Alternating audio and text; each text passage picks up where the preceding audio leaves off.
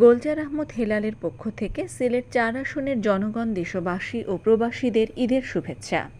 সিলেট-৪, জৈন্তাপুর, গোয়াইনঘাট ও কোম্পানীগঞ্জ উপজেলা সংসদীয় আসনের সম্ভাব্য সংসদ সদস্য পদপ্রার্থী সিলেট অনলাইন প্রেস ক্লাব সভাপতি ও দৈনিক আলোকিত সিলেটের ভারপ্রাপ্ত সম্পাদক গোলজার আহমদ হেলাল পবিত্র ঈদুল আজহা উপলক্ষে সিলেট ৪ আসনের জনগণ, সমগ্র দেশবাসী এবং প্রবাসী বাংলাদেশিদের আন্তরিক ঈদ শুভেচ্ছা ও ঈদ মোবারক জানিয়েছেন।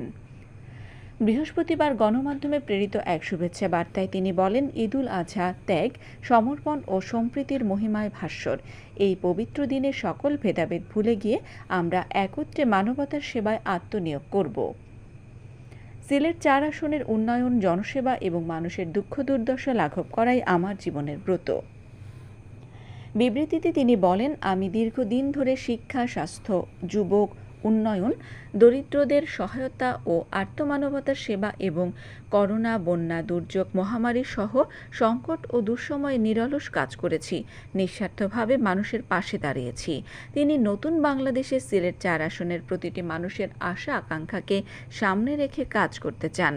বৈষম্যহীন সমাজ ও দেশ গড়াকে মূল উদ্দেশ্য হিসেবে বিবেচনা করে জুলাই বিপ্লবের চেতনাকে ধারণ করে রাষ্ট্র সংস্কার ও পুনর্গঠনে তিনি অঙ্গীকারবদ্ধ।